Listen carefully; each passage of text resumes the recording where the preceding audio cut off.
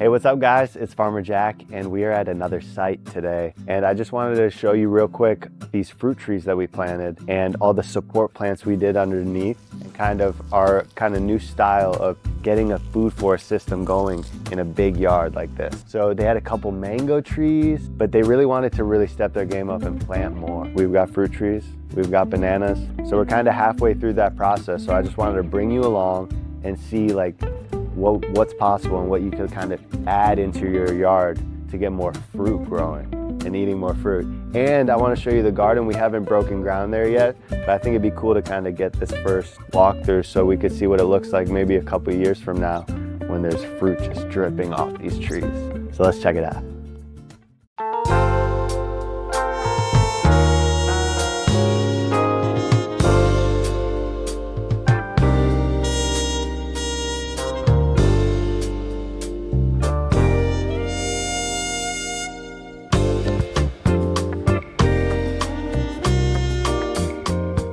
Cool guys, so I'm just gonna kind of go one by one each tree and my thought process behind it.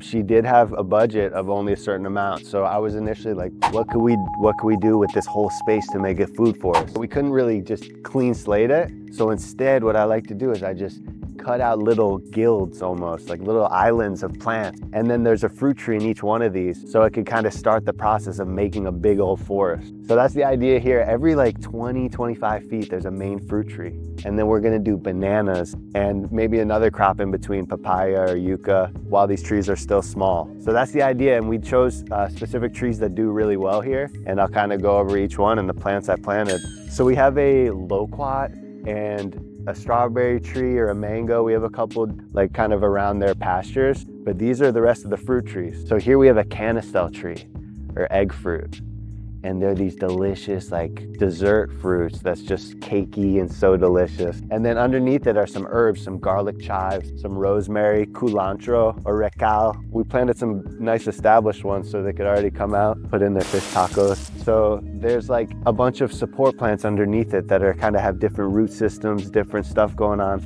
attract different beneficial bugs in all of these plants. So it like serves all these other functions for this fruit tree to thrive. So there's a turmeric in there, and that's like a really rare one, this like special medicine, superpower turmeric. And it's gonna be fun to see it really grow in the next 12 months. So moving right along. So this is an avocado, a Monroe avocado, and that's like a later season one. So this will produce like December, January, whereas their other avocado, I think it's a day, I'll show you, that's an earlier season. So that's gonna produce kind of August, September, kind of before a lot of the storms come. So they're gonna have a longer window of avocados. So that's the thought process. You wanna really plant maybe 3, an early, mid, and a late. So it's like always coming in. So Monroe, this is a good one.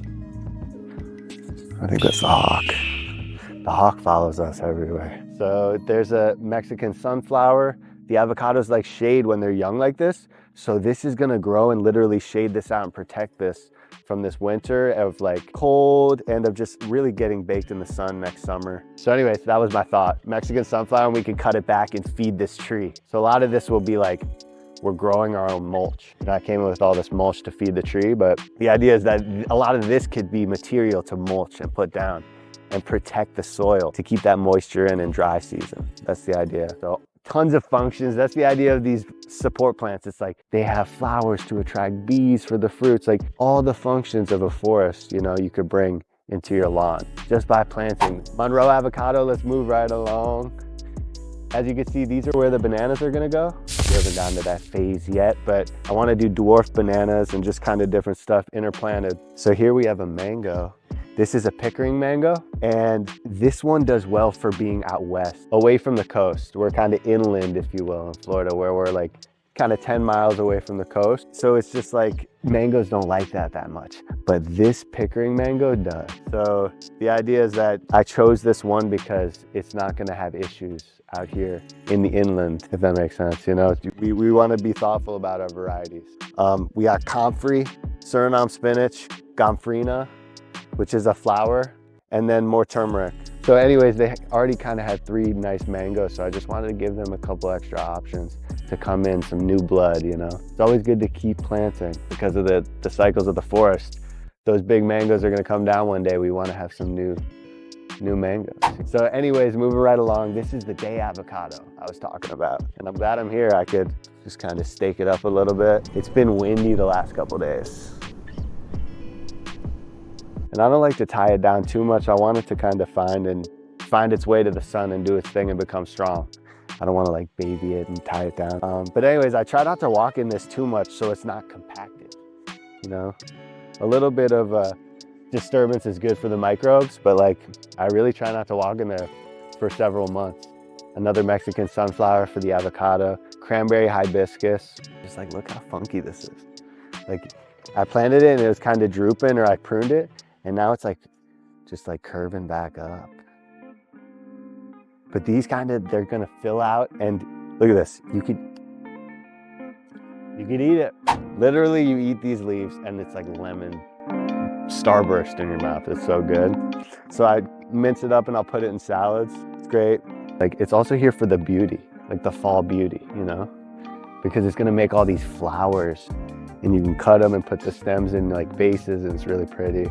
But anyways, I used to just sell all this at the market so much because people would eat it and they were like, I have to have it for $10. You know, it's amazing.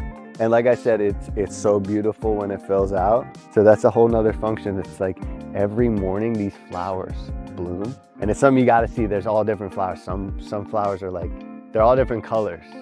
There's like an auburn flower one that's so cool.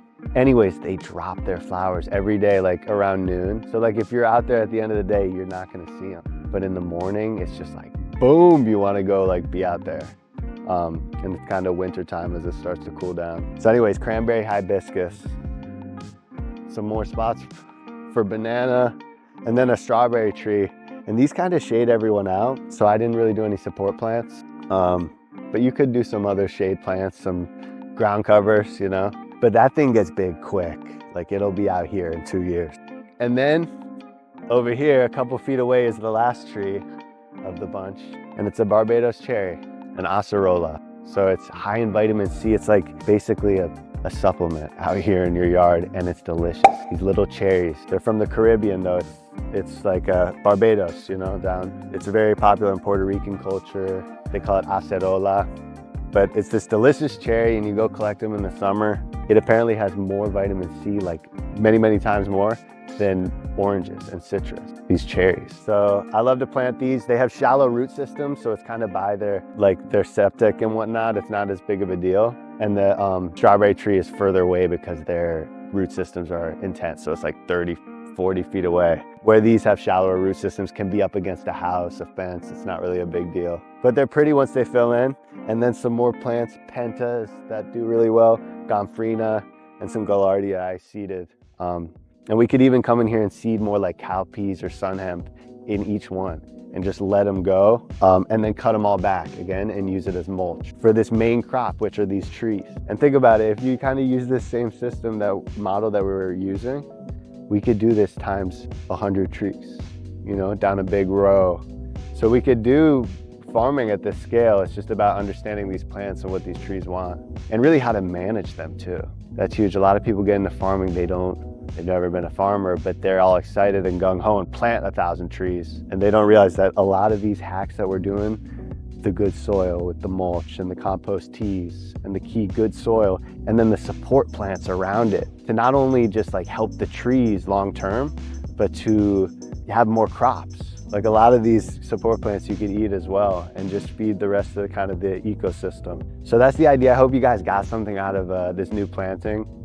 This was just like a dozen trees. We still got to do the plantains and bananas, but I'm really excited about this one in particular because, you know, we've been loving on it the last week or two and watering them in, and hopefully it produces fruits soon for the fam. So anyways, that's our video today. Like and subscribe and share this with a friend who's into it.